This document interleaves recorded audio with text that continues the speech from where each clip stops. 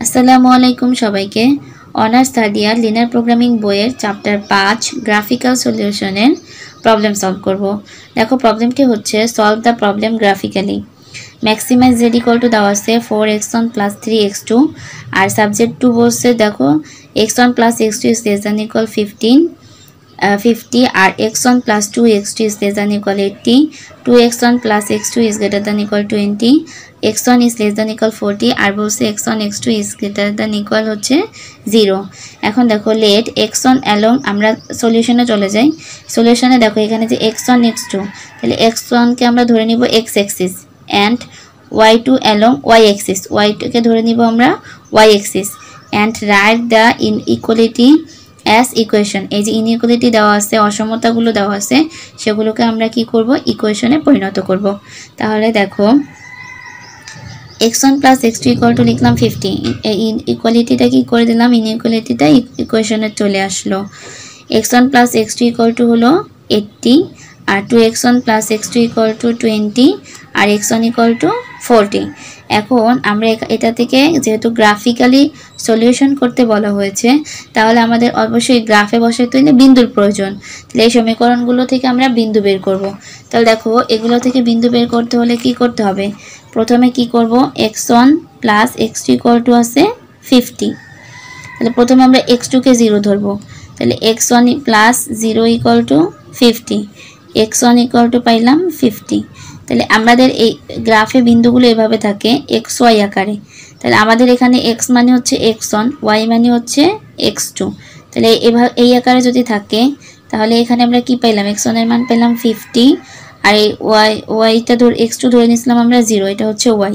তাহলে একটা বিন্দু পাইলাম। আবার দেখো x1 plus x2 equal to কত, 50। এবার আমরা x1 কে 0 ধরবো, 0 plus x2 equal to 50, তাহলে x2 এর মান পাইলাম 50। এখন যদি আমরা xy আকারে নেই তাহলে আমরা প্রথমে নিব x1 কে, x1 নিলাম 0, তারপর হচ্ছে x2। তাহলে আমরা দুইটা বিন্দু পেলাম, একটা 50, 0, 0, 50। তাহলে 50, 0, 0, 50 আমরা এই দুইটা বিন্দু পেলাম। পরবর্তীটা দেখো, পরবর্তীটা x1 plus 2x2 equal to কত আছে 80। প্রথমে আমরা কত ধরবো, x2 কে 0 ধরবো। তাহলে x1 plus x2 যদি 0 হয় 2 এর সাথে গুণ করলে 0 হয়ে যাবে 80। x1 এর মান পাইলাম কত, 80। তাহলে প্রথমে আমরা কি নেব, x1 80, এটা ধরে নিয়েছিলাম 0। আবার দেখো x1 plus 2x2 equal to হচ্ছে 80, x1 এর মান যদি 0 হয় 2x2 পাবো হচ্ছে 80। আর এখান থেকে দেখো আমরা বের করতে পারি x2 equal to হবে কত, 80/2। তাহলে x2 এর মান পাবো 40। তাহলে এই মানটা কত ধরলাম, প্রথমে 0 x1 এর মান আর x2 এর মান হচ্ছে 40। তাহলে 80, 0, 0, 40, 80, 0 আর 0, 40। থার্ড নাম্বার ইকুয়েশন ছিল 2x1 plus x2 equal to 20, 2x1 plus x2 equal to 20। প্রথমে আমরা x2 কে 0 ধরবো, তাহলে 2x1 plus 0 equal to 20, x1 equal to 20/2, তাহলে এটা পাবো হচ্ছে 10। তাহলে দেখো মানটা আমরা কিভাবে বলতে পারি, x1 এর মান 10, তাহলে 10, x2 এর মান 0। আবার সেম যদি আমরা x1 plus x2 equal to 20, x2 এর মান 0 লিখবো, তাহলে 2x1 plus 0 equal to 20। আমরা এবার x1 এর মান 0 নিব, তাহলে 0 plus x2 equal to হবে 20। x2 এর মান 0, x2 এর মান পাইলাম 20 আর x1 এর মান 0, তাহলে 0, 20। একটা মান 10, 0, 0, 20, 10, 0, 0, 20। আর দেখো এটা যেহেতু আমাদের x1 হচ্ছে 40, তাহলে x2 এর মান হচ্ছে কত, 0। x2 তো এখানে নাই। এখন আমরা এই বিন্দুগুলো দিয়ে একটা কি করব, গ্রাফ আঁকবো। গ্রাফ কাগজে গ্রাফ আঁকতে পারি। তাহলে দেখো আমরা প্রথমে বলে নিব, draw the graph of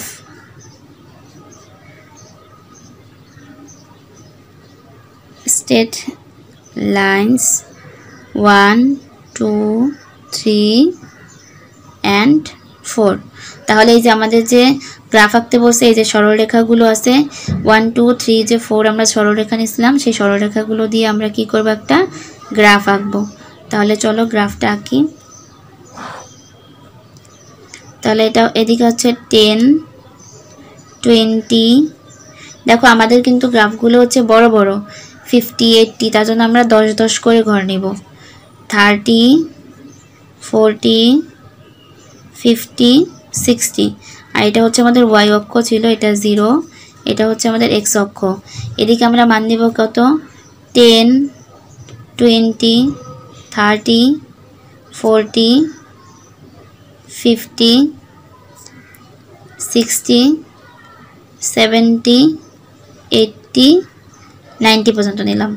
এখন চলো আমরা যদি এই মানগুলো বসাই, প্রথম আছে 50,0, এক্স অক্ষ বরাবর যাব আমরা 50, আর ওয়াই অক্ষ বরাবর 0, এই বিন্দুটা।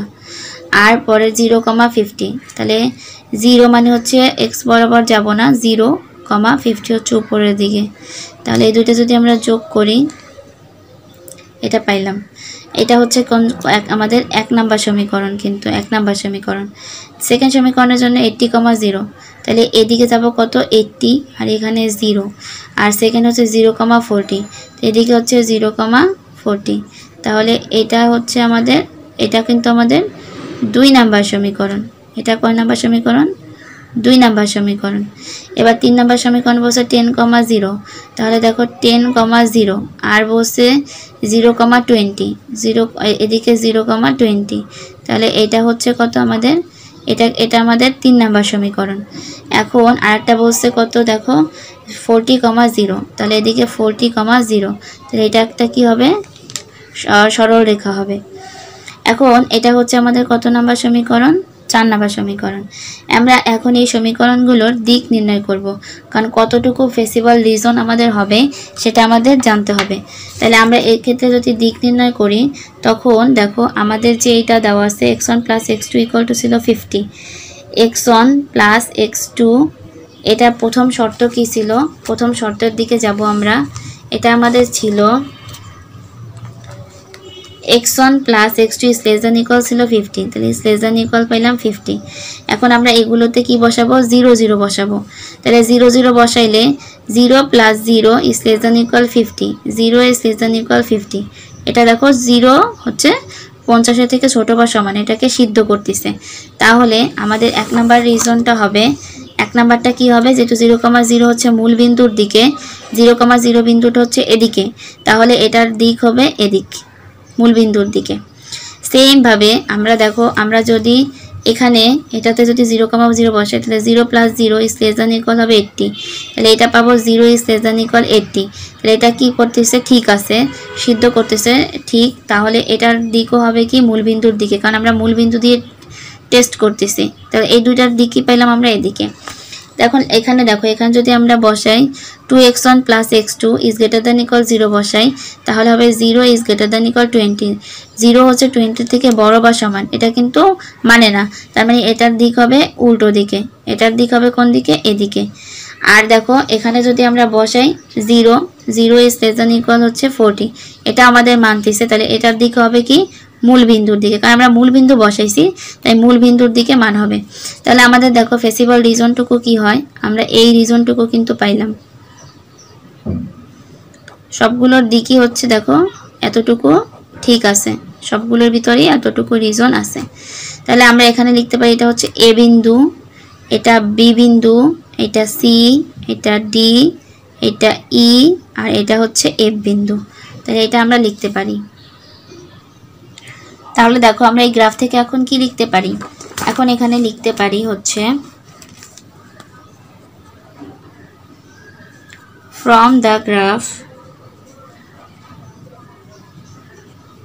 from the graph the feasible solution reason is, feasible solution reason is আমরা কি দিছিলাম, a b c d e f নিছিলাম। feasible solution reason হচ্ছে a b c d e f, আবার a দিব কারণ এটাকে আবদ্ধ করে ফেললাম। তাহলে দেখো হেয়ার কোঅর্ডিনেট বের করব, কোঅর্ডিনেট হচ্ছে স্থানাঙ্কগুলোকে লিখতে হবে। Coordinates of A is, coordinates of A is কী হবে 10,0। কীভাবে 10,0? তাহলে দেখো এটাকে আমরা কীভাবে 10,0 বলে দেখাই। এখানে দেখো এ বিন্দুর স্থানাঙ্ক কী ছিল, এদিকে কত এক্স অক্ষ বরাবর 10 আর 0। দেখো বি বিন্দুর স্থানাঙ্ক কত 40,0। তাহলে আমরা বলতে পারি coordinate of B is B 40,0। এখন আমরা সি বিন্দুর স্থানাঙ্ক বের করব। দেখো যদি আমরা সি বিন্দুর স্থানাঙ্ক বের করি তাহলে কি পাই, সি বিন্দুটা কি বলছে দেখো এটা 4 নম্বর সমীকরণ আর 1 নম্বর সমীকরণের মিলিত বিন্দু। তাহলে 4 নম্বর সমীকরণটা কি ছিল, 4 নম্বর সমীকরণটা ছিল x1 প্লাস x2, এটা ইকুয়াল টু ছিল কত 50। 4 নম্বরটা সমীকরণটা ছিল x1 plus x2 equal two ছিল 50, আর এটা ছিল 1 নম্বর সমীকরণ, আর 4 নম্বর সমীকরণ ছিল x1 ইকুয়াল টু ছিল 40। এখন এই দুটাকে যদি আমরা বিয়োগ করি তাহলে কি পাই, দেখো এটা কাটা যায়, x2 ইকুয়াল টু পাই হচ্ছে 10, x2 এর মান পাইলাম কত 10। আবার এখন এই 10টাকে যদি বসাই দিই, x1 প্লাস x2 কত 50, আর x1 প্লাস এই x2 এর মান যদি 10 বসাই তাহলে 50 হলো, x2 এর মান হচ্ছে 50 থেকে 10 বাদ দিলে হবে কত 40। তাহলে এইটা পাইলাম হচ্ছে 40,0। এই স্থানাঙ্কটা হচ্ছে কত হবে 40, এদিকে 40 আর x2 এর মান হচ্ছে কত 10 40। আচ্ছা x অক্ষ বরাবর তো 40, এটা আমরা জানি, x অক্ষ বরাবর 40, তাইলে x2 এর মান বের করতে হবে। দেখো আমাদের এত কিছু বের করার দরকার নাই, আমরা কি করব x1 প্লাস x2, এখান থেকে ভিডিওটা কেটে দিব।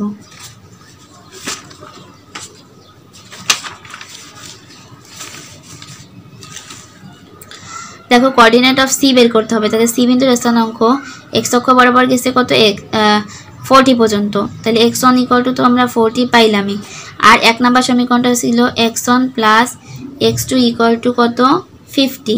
তাহলে এখানে x1 এর মান যদি 40 বসাই দিই, 40 প্লাস x2 ইকুয়াল টু কত হবে 50, আর x2 এর মান হচ্ছে 50 মাইনাস 40, তো এটা হচ্ছে 10। তাহলে 40,10, এটার মান পাইলাম কত, coordinate of C is C 40,10।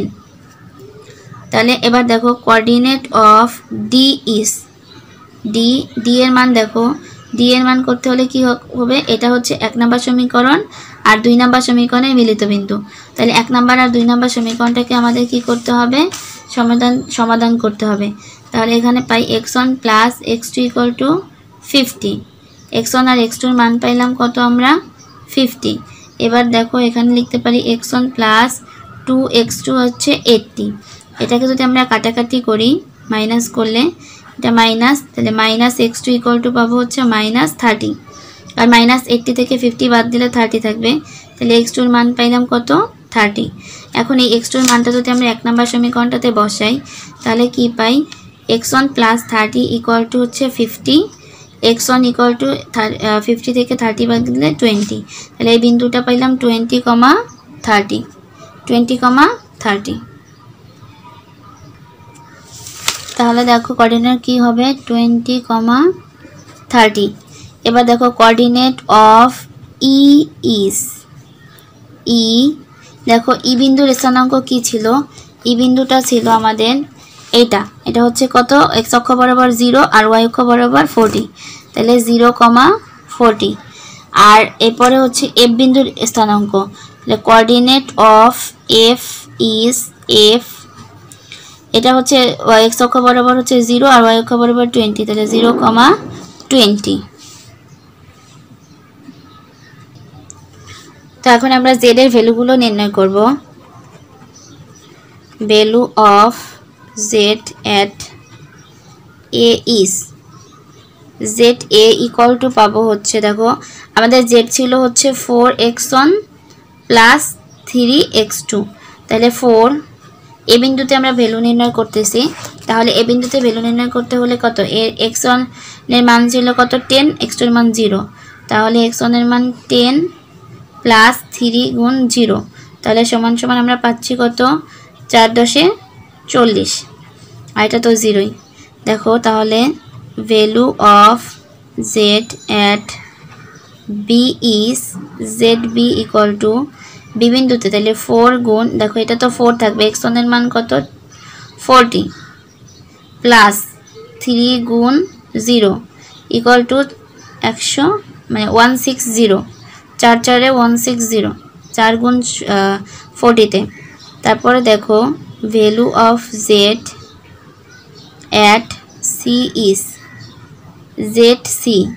Z সিতে কি পাবো 4 গুণ সি এর মান ছিল 40 প্লাস এটা 3 গুণ x2 এর মান কত 10, তাহলে 10 এটা ইকুয়াল টু পাচ্ছি কত দেখো 160 প্লাস 30, এটাকে যোগ করলে পাচ্ছি 091।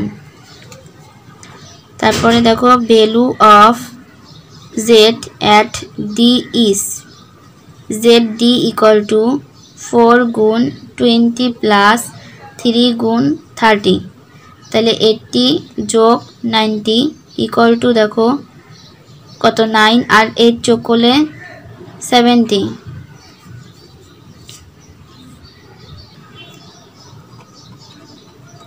Value of Z at E is ZE equal to 4 গুণ E বিন্দু দেখো 0 ছিল প্লাস 3 into 40, এটা 0 আর 3 4 12 মানে 120, তাহলে value of Z at F is ZF equal to 4 গুণ 0 প্লাস 3 into 20, তাহলে 60, তাহলে মানটা পাইলাম কত 60। এখন দেখো এখানে সবচেয়ে ম্যাক্সিমাম ভ্যালু কত 190, 190, তাহলে এটাকে হচ্ছে কি বলতে পারি maximum value of Z is obtained at C, এটা কোন বিন্দুতে ছিল সি বিন্দুতে, সি বিন্দুর স্থানাঙ্ক 40,10, তাহলে 40,10, তাহলে আমরা এখানে বলতে পারি x1 কত ছিল এটাতে x1 হচ্ছে 40 আর x2 কত x2 হচ্ছে 10 and max z হচ্ছে কত 190, তাহলে এটাই কি আমাদের অ্যান্সার।